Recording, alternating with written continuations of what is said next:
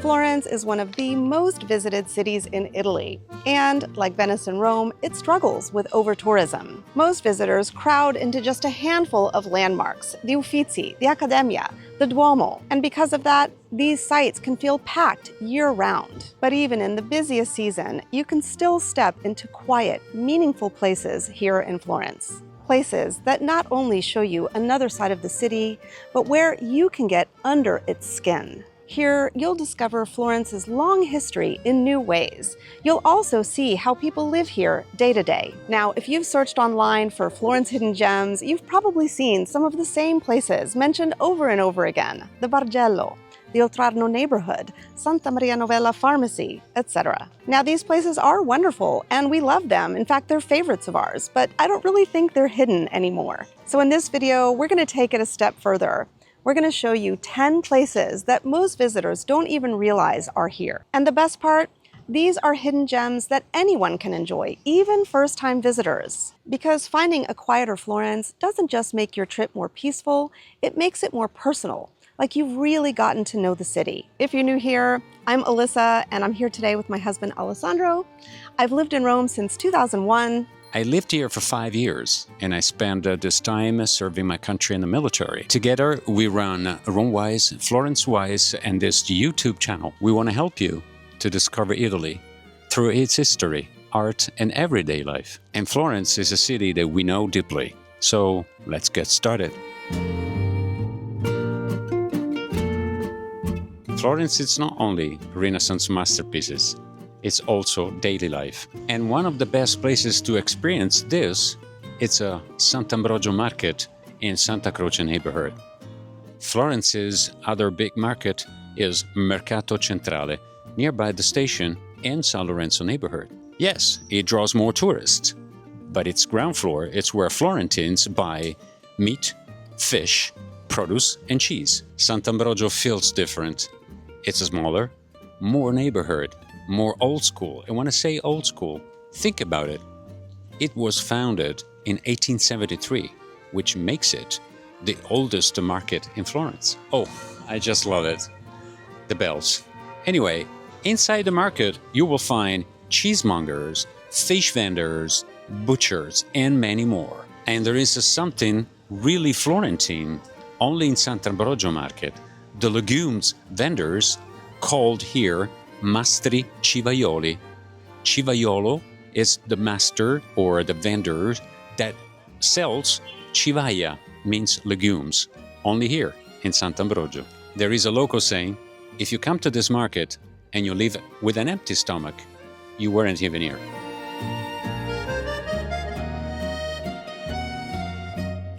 We took a food tour here in Florence that included the Sant'Ambrogio market.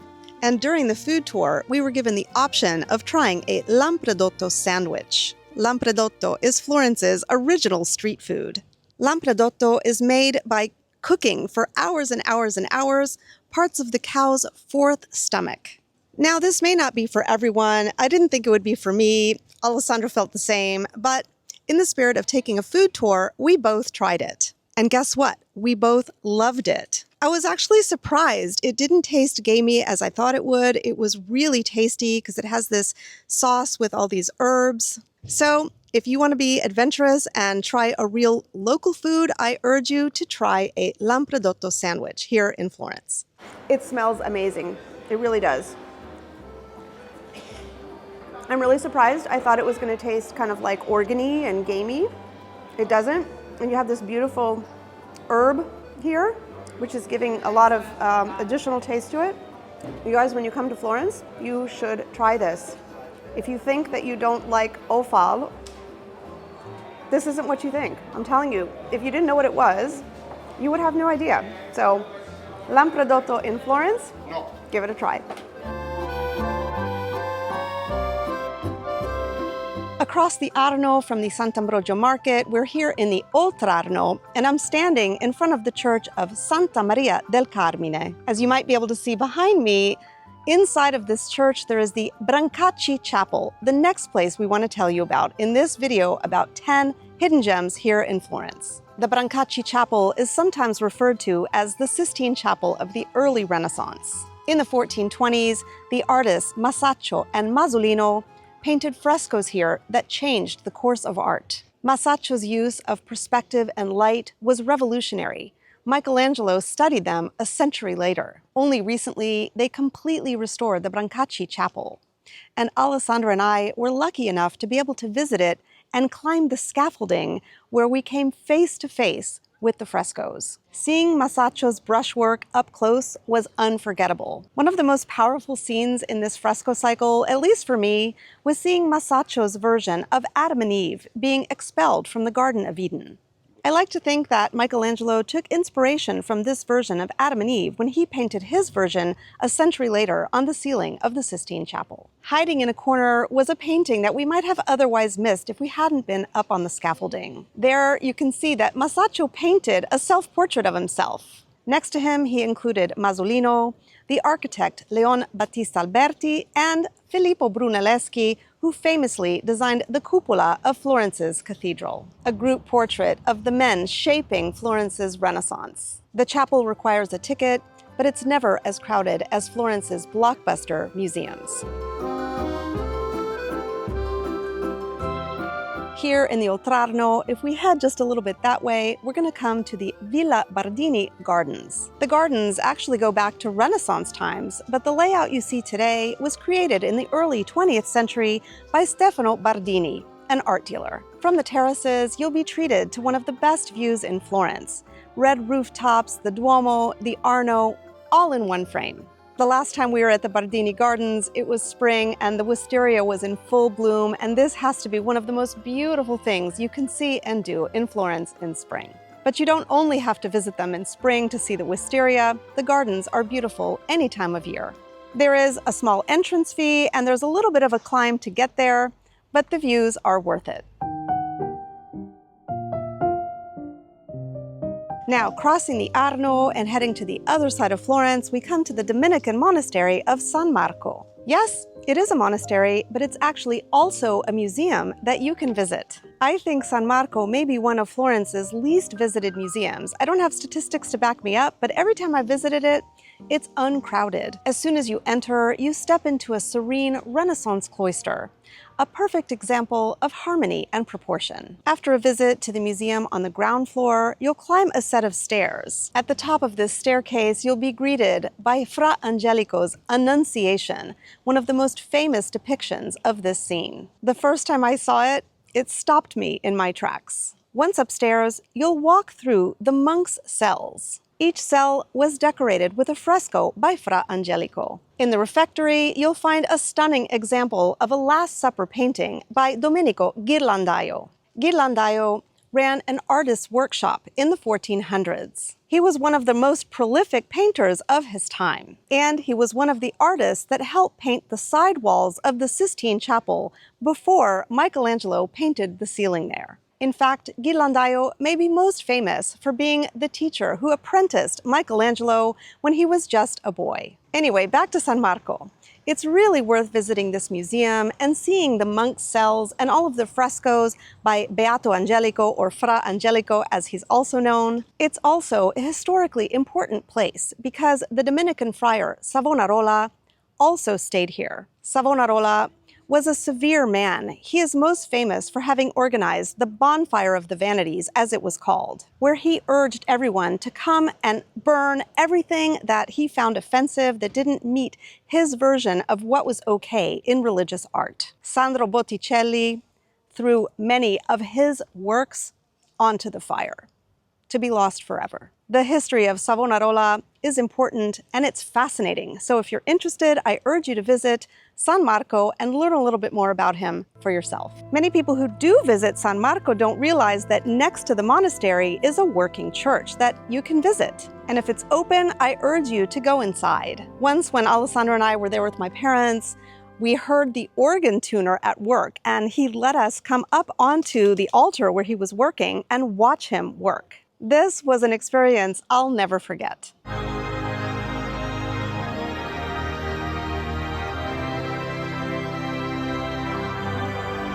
There's a really interesting thing to see inside this church as well. As you walk in on your right-hand side, there's a mosaic of the Virgin Mary from the 8th century. This piece of art was originally in St. Peter's Basilica, the original Constantinian basilica. To find this piece of art here in Florence is extraordinary. Okay, moving along to the next spot, right between the Duomo and Piazza della Signoria, we find Or San Michele. Or San Michele was built in the 14th century as a grain market. Or San Michele later became the church of Florence's guilds. In those days, a guild was basically an association of artisans. When it was turned into a church, each guild sponsored a statue of its patron saint. The statues were made by luminaries such as Donatello and Ghiberti. But here's the secret. The statues you see adorning the exterior of Or San Michele are all replicas. The originals are in the museum on the top floor of Or San Michele. There is one exception. Donatello's St. George is in the Bargello Museum. So by all means, visit Or San Michele, but don't miss the second floor. Here you'll find those original statues, plus enormous Gothic windows with views all around you. And there's almost nobody there. If you're enjoying this video and want more Florence tips from us, don't forget to subscribe to our free FlorenceWise newsletter, which is linked in the description below. And now for the next 5 hidden gems that we want to share with you here in Florence. I think many visitors to Florence are familiar with the Ponte Santa Trinita, which is the Holy Trinity Bridge. This is a popular bridge to walk across, but also just to stand on and get beautiful views and photos of the Ponte Vecchio. But I also think many visitors miss going inside of the church that gives the bridge its name. Santa Trinita, which is the church behind me, was built in the 11th century and was eventually rebuilt in the Gothic style. When you go inside, turn around and look at the counter facade, and you'll see the original Romanesque style that's still visible today. I told you earlier about Domenico Ghirlandaio. Well, this church contains one of his best-known masterpieces, the Sassetti Chapel. Ghirlandaio painted the Sassetti Chapel in the 1480s, and the fresco cycle depicts scenes from the life of St. Francis. In particular, his scene showing the adoration of the shepherds is one of his most famous works of all time. Look closely at the frescoes and you'll see pictures of Florentines, including the artist himself. The frescoes are really amazing, and it's worth spending a couple of euros to light up the chapel so you can really study them. But besides the Sassetti Chapel, stand back a little bit and look up above the chapel. I think most visitors miss the Sibyl informing Emperor Augustus about the coming of Christ. There's actually so much more to this church. I just wanted to give you a sense of how much there is to see here. Sometimes you'll find a docent offering free tours in English, Italian, and maybe a couple of other languages. If you find such a person, I highly recommend taking this tour. They usually just ask for a small donation at the end. If you want, you can head down into the crypt. There's not a lot to see there, but the architecture is interesting. All right, the next stop I want to share with you is not far from here. It's just off of Piazza della Repubblica. There's this unassuming little building that almost nobody goes inside, called the Oratory of the Bonomini of San Martino. Now, Bonomini means good men. These were 12 good men, and they were part of a confraternity. The confraternity of the Bonomini of San Martino was founded in 1441. Their mission was to help the shamed poor who had fallen on hard times. Their goal was to step in before poverty dragged them into disgrace. Now you step into this little oratory and you'll be stunned to see this amazing cycle of frescoes done by the workshop of, you guessed it, Domenico Ghirlandaio. The cycles show Saint Martin and the charitable acts of the Bonomini. Look closely at these frescoes. They're pretty incredible. They show details of everyday life in 15th century Florence. You can even spot the Bonomini themselves, who did not wear uniforms, but they did wear a black or red lucco, which is a cape. The Bonomini are still active today. Every Friday they meet here, but their activities remain secret. On the mantle, you'll find a bust of Sant'Antonino, attributed to Verrocchio. Verrocchio was a talented artist in his own right, but he may be most famous for his protege, Leonardo da Vinci. In fact, if you visit the Uffizi galleries and you go to the room that has the Leonardo paintings there, you'll find that one of them is actually by Verrocchio himself, with a little help from a young Leonardo. The oratory has another claim to fame. It's said to be the place where Dante Alighieri married Gemma Donati. When the Bonomini ran low on funds, they lit a candle outside to solicit donations. In fact, there's a really well-known Italian saying that I think many Italians don't know comes from this. The phrase ridotto al lumicino means reduced to a small light. This is a phrase in Italian that means that you've just reduced your chances to something very small. The frescoes were restored in 2011 and they are stunning. So do yourself a favor and pop into this beautiful little gem.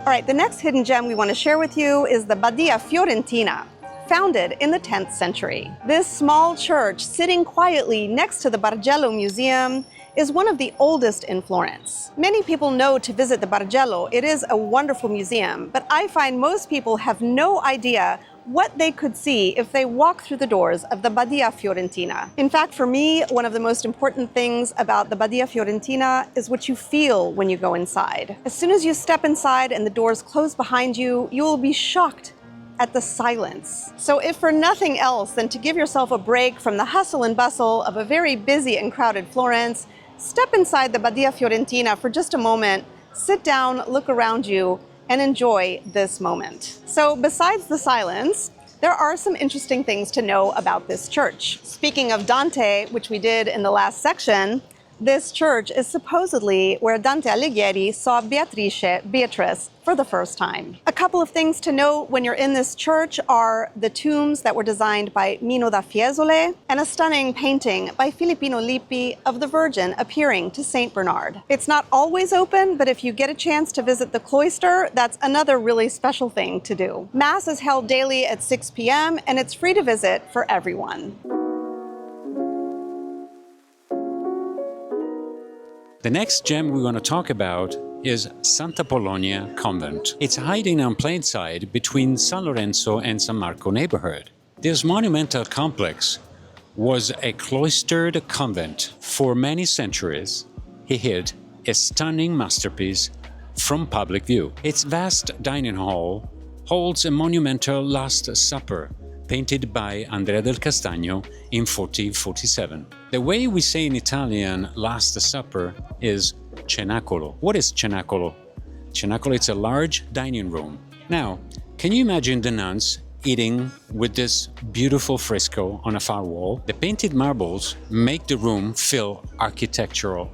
Above the cenacolo are other scenes: the crucifixion, the resurrection, and the entombment of Christ. These scenes are more damaged, but still powerful. In the same room, you can also see Del Castagno's preparatory sketches. The fresco was hidden for centuries while the convent was closed. In 1890, the room was opened for the first time as a museum. Today, it's free to visit, and often you will have the room all on yourself.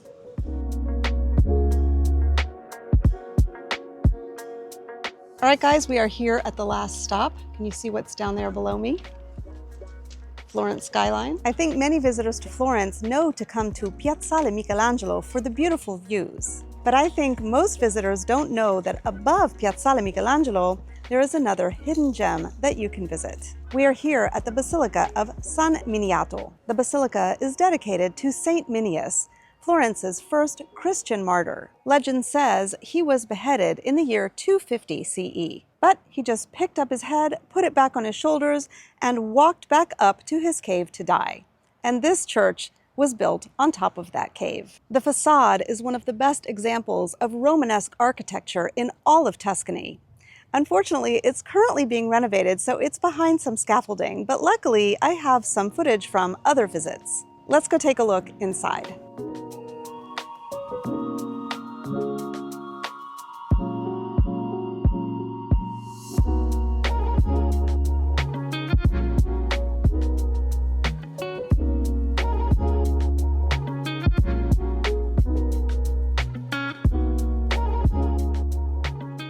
All right, but there is more take a look at the beautiful views below us. And we're going to visit this monumental cemetery that surrounds San Miniato. Let's go. Here behind me is the pharmacy attached to San Miniato, and it is run by the monks here. You can buy religious items, rosaries, etc., but you can also buy things like jams and lotions and perfumes and other foods to eat, wine, etc. So don't miss a visit to this sweet little emporium here at San Miniato. Well, guys, we tried to visit the cemetery, but we came up here a little bit late in the day. It's August, and the cemetery is closed. But luckily, I have lots of footage from previous visits. The cemetery is full of fascinating tombs. There's a family mausoleum that's shaped like the Roman Pantheon. There is the Mazzone tomb showing brother and sister dancing. Maria in her wedding gown and Mario in his World War I uniform. They both died very young. Do not miss the tomb of Carlo Collodi, the creator of Pinocchio. The campanile, designed in the 1520s, was left unfinished. During the siege of Florence, Michelangelo converted the campanile into an artillery tower. He also built defensive fortification around the church. San Miniato is still a working monastery. If you visit at the right time, you can hear the Gregorian chant. Check their website for their mass schedule. Well, guys, I think you can agree that this is a pretty spectacular view. If I may say so, it's probably even better than the view you get from Piazzale Michelangelo below. But don't get me wrong, Piazzale Michelangelo is a wonderful place to visit, especially on your first visit to Florence. And of course, Piazzale Michelangelo is one of my 12 must-see attractions for any first-time visitor to Florence. If you want to know what the rest of them are, don't miss my video right here.